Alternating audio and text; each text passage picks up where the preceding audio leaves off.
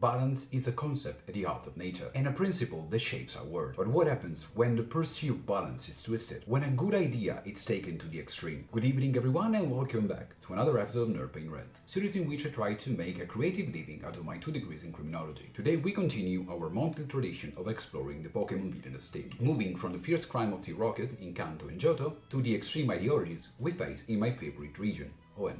But before we continue, please don't forget to leave a like, drop a comment and hit subscribe the notification bell. It would be much appreciated. Firstly introduced to us in 2002 with Pokémon Ruby and Sapphire, and then later on with the third chapter Pokémon Emerald, Hoenn is based on the Kyushu Island, and it's the region where we got the most iconic starter trio in the form of Trico, Tolchik and Mudkip. If you are from the 90s like me, Hoenn it's your region, because it dropped in the perfect moment in time. We weren't old enough to outgrow the allure and the fascination toward Pokémon, and we weren't even old enough to be bullied or peer pressured in not liking Pokémon. Well, at least that's what happened to me. And I enjoyed every single day of playing that region. There was something in the graphic and then designs of the Pokemon were exotic but still fresh and new. The exploration was amazing. The chance to run, to use different bikes and made the whole region way more wide and more adventurous. And moreover, it was a chance to do a parallel quest in the Pokemon contest, which made the whole experience more diverse. And if you were one of those lucky ones that had a chance to play Pokemon Emerald, you also had the possibility to face the Battle Frontier, this post-game facility which is the dream of every Pokemon trainer, which is not a real title, but I wish it was, because that would be my career choice. Well, enough with me trying to relive the glory of my preteens, which weren't glorious at all. I hated middle school. And let's now focus on the plot of the Pokemon game of Generation 3. Pokemon game always have the same plot. You are gifted a Pokemon, you start your journey and collect the gym badges so that you can challenge the Pokemon League and become the greatest trainer of the region of all time. That's the plot of every single game. But what makes every Pokemon game unique and interesting is the quality of the villainous team you're facing. And while we have Team Rocket in both Kanto and Johto, well, it is characterized by 2 different villainous teams, according to the version you're playing. Team Magma if you play Pokemon Ruby, like I did, because it was red, or Team Aqua if you play Pokemon Sapphire. But what makes interesting and unique the Generation 3 games lies in the motivation that fuels said teams, because Team Magma's idea is to expand the landmass on the global level so that humanity will have more terrain to develop, build and grow, while on the other hand Team Aqua's idea is to increase the amount of water on the planet, so that in the original Pokemon Sapphire was to just allow water-type Pokemon to flourish on Earth. In the remake was to allow nature to flourish, so I will keep that kind of perspective because it does make more sense. From one side, an organization that wants to benefit humanity, and on the other one, we have an organization that wants to benefit nature. How do we approach 2 different organizations with such diverse yet similar goals throughout the lens of cultural criminology? Well, both of the organizations, both Team Magma and Team Aqua, are guilty of what is defined as eco-terrorism. By to the definition we had in 2002 by FBI, consists in the use of the threat of using violence to injure innocence or their property, because the organization is moved by an environmental-based ideology. How does translate to Team Aqua and Team Magma case? Both of the organizations threaten to use violence or to support an environmental-based cause. In the case of Team Magma, is expanding the landmass, in the case of Team Aqua, expanding the water reserve of the globe. By considering both of the action as act of eco-terrorism, the element in which the 2 perspectives diverge is their final goal. Because while in the case of Team Magma, the eco-terrorism is aiming to help humanity, in the case of Team Aqua, it's aiming to help the environment. And because of that, we are going to apply 2 different theoretical approaches, one tailored for Team Magma and one suited for Team Aqua. In the first case being the one that's called environmental utilitarianism, and the second one that's called the deep ecology.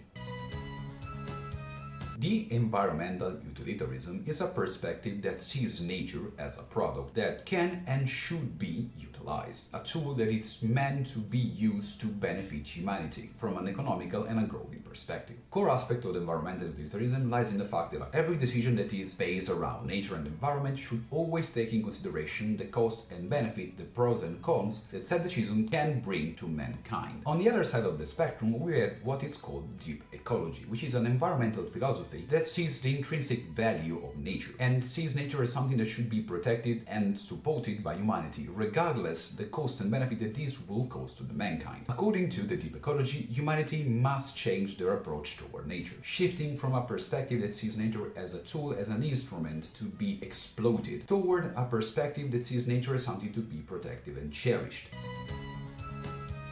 With both the environmental utilitarianism and the deep ecology in our mind, we now have to ask ourselves, how do these approaches apply to the case study of Team Aqua and Team Magma? Both Team Magma and Team Aqua have in principle a very valid point. Try to expand the landmass so that humanity can thrive and can build and can grow. It's nothing you would actually frown upon. As on the other side, from Team Aqua's perspective, try to increase the amount of water on the planet is not something you would, I would say, oh, this is a bad idea. Because the general point is trying to help and support the environment. And that's where lies the interesting aspect of this generation. Both teams are actually technically correct. What does make them a villainous team though? It's the fact that they are willing to take this ideology to the extreme, causing havoc and damage to the mankind of the environment they are trying to protect and support. While the first encounter is pretty basic, you meet a grunt at the very beginning of the story and you start to bully somebody, very unoriginal. The interaction I really want to analyze is the one we first had with Meteor Waterfall, because it's the first time in the games where we had a chance to actually understand and hear the perspective and the goal, the fuels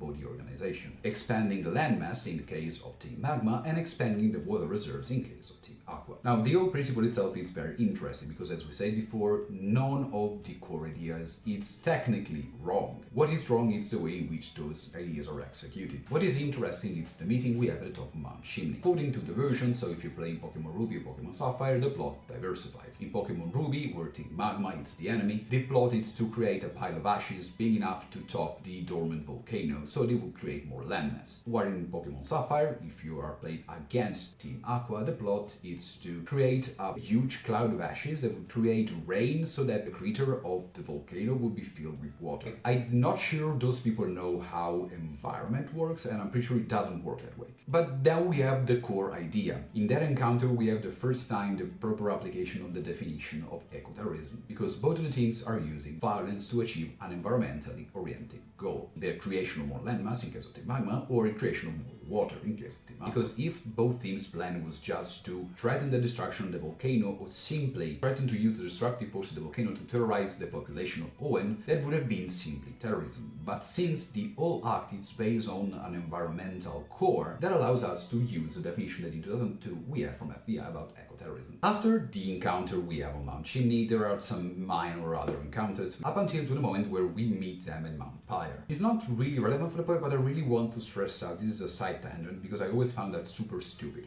On the top of the mountain there are two orbs, a blue one and a red one. I think it's a very easy association. The blue orb controls the blue Pokemon, Kyogre, and the red one controls the red Pokemon, being Groudon. For some up reason that I always found so idiotic, the leader of the team always picks the wrong one. I want to control Groudon, I'm gonna take the blue orb.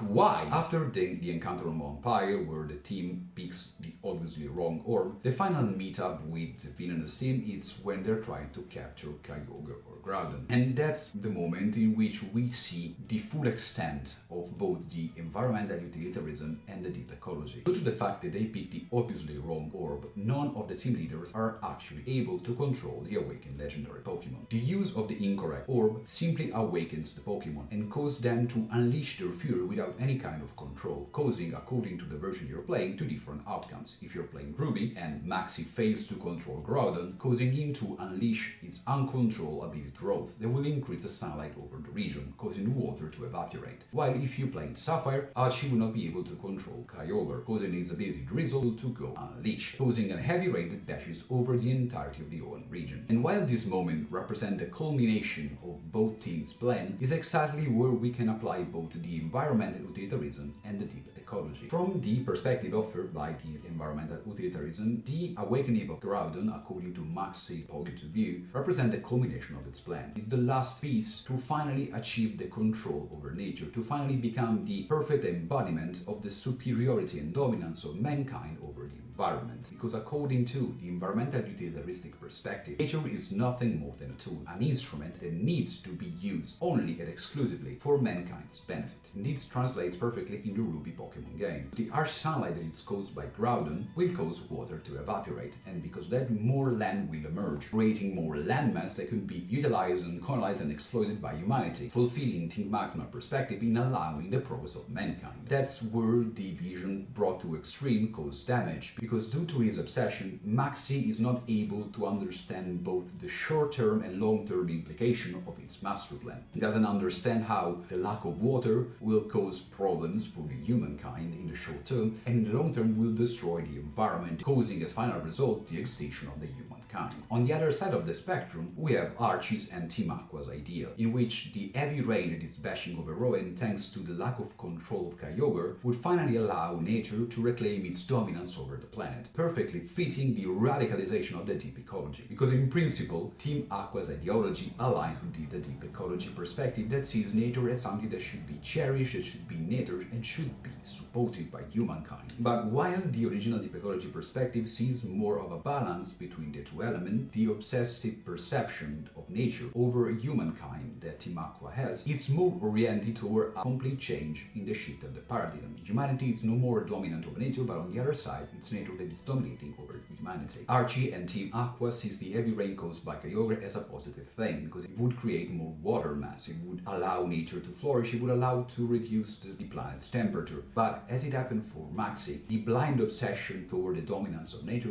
doesn't allow Maxie and Team Aqua to understand the short and long-term consequences of their action. Because yes, it's true, more rain would cause the decrease of the temperature and the reduction of the pollution, and more water would actually, yes, allow nature to increase and flourish, but that works up until a certain extent. Over that, nature will succumb. And it's interesting to notice that the moment in games in which both Groudon and Kyogre are awakened, both Maxie and Archie are enthralled by the chance of seeing their plan going to completion. But after a few minutes, they realize what they've done. They realize the fact that such an uncontrolled and unleashed power will only cause destruction, if not a miserable balance. Those ideologies are wrong when taken to an extreme content, and that's exactly the message of those games. Doesn't matter how good on paper your ideology is, the moment you take every ideology to an extreme, it will always cause destruction. I find it's very fascinating the fact that the core element of balance and equilibrium is reflecting on the Hoenn map itself, which is resembling the yin-yang symbol from Taoism.